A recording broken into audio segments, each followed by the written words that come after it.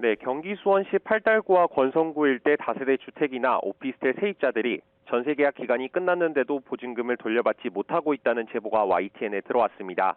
이들에게 집을 빌려준 임대인은 정모 씨 부부인데요. 재작년 8월 정 씨 부부와 2억 3천만 원의 전세 계약을 맺었던 신혼부부의 경우 최근 주택 청약에 당첨되면서 보증금을 돌려달라고 요구했습니다.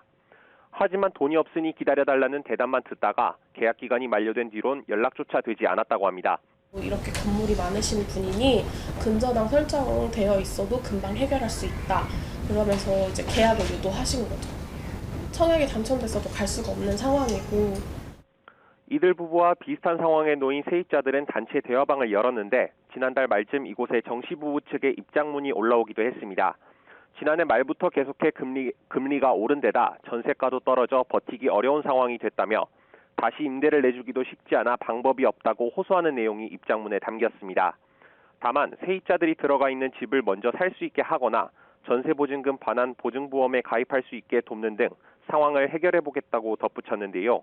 하지만 정 씨 부부는 세입자들의 개별 연락에는 여전히 답하지 않고 있어서 보증금을 영영 잃어버릴지 모른다는 우려는 점점 커지고 있습니다. 현재까지 경찰에 접수된 고소는 50건이 넘습니다. 피해자들 대부분은 정 씨 부부가 잠적하면서 1억 원 안팎의 전세 보증금을 받지 못했다고 주장하고 있습니다. 고소인들이 주장하는 피해액을 모두 합치면 70억여 원에 달하는 것으로 파악됐습니다.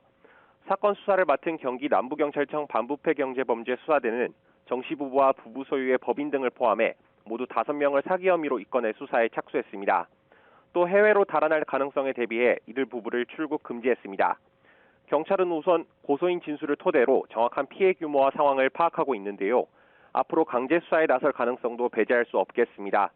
수사의 초점은 결국 정 씨 부부가 보증금을 돌려주지 못한다는 것을 알면서도 전세를 내준 건지, 다시 말해서 고의로 속인 건지를 밝혀내는 데 맞춰질 것으로 보입니다.